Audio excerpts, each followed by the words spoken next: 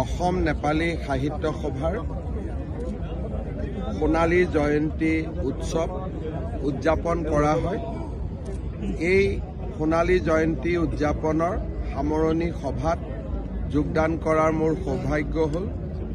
অসমৰ জাতীয় জীৱনলৈ নেপালী ভাষাৰ সাহিত্যিকসকলে যি বিশাল বৰঙণি আগবঢ়াই আহিছে তাৰ বিষয়ে আজি আমি একেলগে ৰোমন্থন কৰোঁ আৰু আমি সকলোৱে অসমৰ ভৱিষ্যতৰ বাবে অসমৰ ভাষা সংস্কৃতি সুৰক্ষিত কৰিবৰ বাবে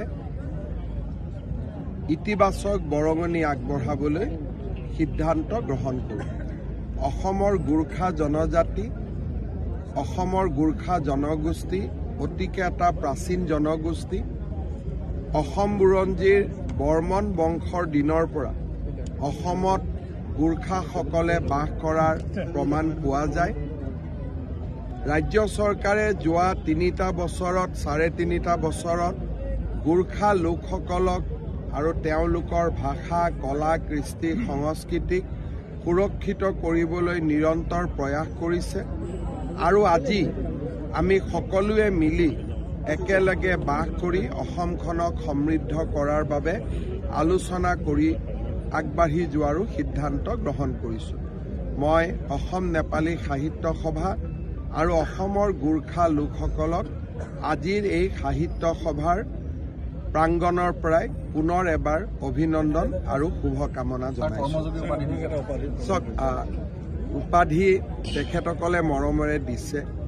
উপাধিটো মই আশীৰ্বাদ হিচাপে লৈছোঁ, কিন্তু তাক ক'তো ব্যৱহাৰ কৰিবৰ বাবে মই বিনম্ৰতাৰে সৈতে মানা কৰিছোঁ। কাৰণ মই বিশ্বাস কৰোঁ যে জীৱনকালত আমি ভাল বেয়া যিয়ে নকৰোঁ কিয় মৃত্যুৰ পিছত মানুহে তাক স্বীকৃতি দিয়ে আৰু কেতিয়াবা স্বীকৃতি নিদিয়ে। শাসকীয় দলত থাকিলে মুখ্যমন্ত্ৰীৰ দৰে আসনত থাকিলে মানুহে মৰম চেনেহ কৰিব, কিন্তু সেই দিনটোলৈ আমি বাট চাব লাগে যিটো দিনত আমাৰ লগত একোৱেই নাথাকিব, কিন্তু মানুহে মৰম আদৰ কৰিয়ে থাকিব। আৰু সেই দিনটোত যেতিয়া কোনোবাই উপাধি দিব তেতিয়া তাক গ্ৰহণ কৰিও ভাল লাগিব। অসম মন্ত্ৰীসভাত আজি নতুনকৈ কেইবাজনো মন্ত্ৰী দিলে, দপ্তৰ দিলে, নতুন উন্নয়নত তেওঁলোকো আজি অংশীদাৰ হ'ল। তেওঁলোকৰ প্ৰতি গোটেই দপ্তৰ বিতৰণৰ যিটো উদ্দেশ্য আছিলে যে মুখ্যমন্ত্ৰী হিচাপে মোৰ লগত গৃহ বিভাগ আছিলে, লোক নিৰ্মাণ বিভাগ আছিলে, হেল্থ ডিপাৰ্টমেণ্ট আছিলে। মই প্ৰায়কেইটা বিভাগে মন্ত্ৰীসকলক অৰ্পণ কৰি দিছোঁ যাতে মই নিজক ফ্ৰী ৰাখিব পাৰোঁ আৰু অহা এটা বছৰ কাম কৰিব পাৰোঁ। সেইকাৰণে আপোনালোকে যদি চাই যে মোৰ লগত থকা বিভাগ কেইটাও মই কেবিনেট মন্ত্ৰীসকল তাতো নিয়োগ কৰিছোঁ যাতে মোৰ লগত থকা বিভাগ কেইটাও তেওঁলোকে চোৱা চিতা কৰিব পাৰে আৰু মই যাতে নিজকে একেবাৰে ফ্ৰী ৰাখি বিধানসভা নিৰ্বাচনলৈকে নিৰন্তৰভাৱে দলৰ হৈ চৰকাৰৰ হৈ ৰাইজৰ হৈ কাম কৰিব। বিগত 3টা বছৰত বিভিন্ন ক্ষেত্ৰত উন্নয়ন বিকাশৰ ধাৰা অব্যাহত আছে। আগন্তুক নিৰ্বাচনলৈ 1.5 বছৰ বা 2 বছৰ আছে। আপোনাৰ দৃষ্টিত সকলোখিনি লৈছে, ফাৰ্ষ্ট 5টা প্ৰায়ৰিটি কি হ'ব পাৰে? এতিয়াতো কোনো বৰ্তমান অহা বাৰৰ প্ৰায়ৰিটি কি হ'ব পাৰে তাৰ বিষয়ে এতিয়া আমি চিন্তা চৰ্চা কৰা নাই।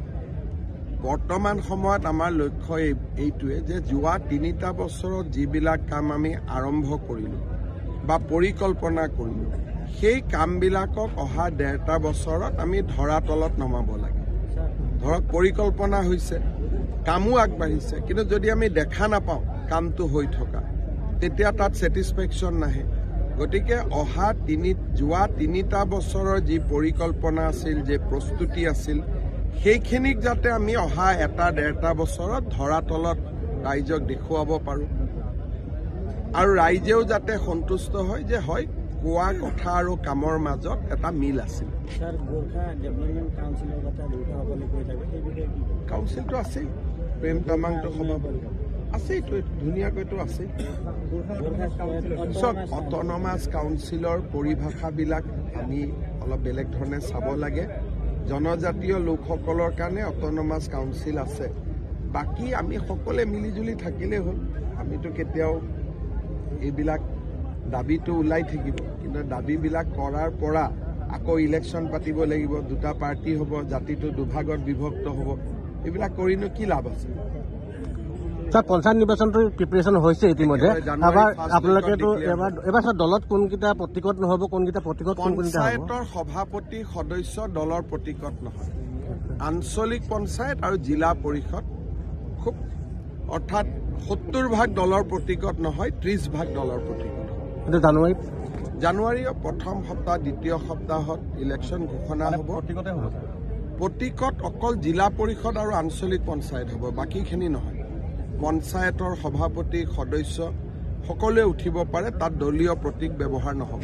মানে জানুৱাৰী ফাৰ্ষ্টতো হ'ব পাৰে, ছেকেণ্ড উইকতো হ'ব পাৰে, মুঠতে ফেব্ৰুৱাৰীৰ ভিতৰত আমি ইলেকশ্যন চেছ কৰি দিম।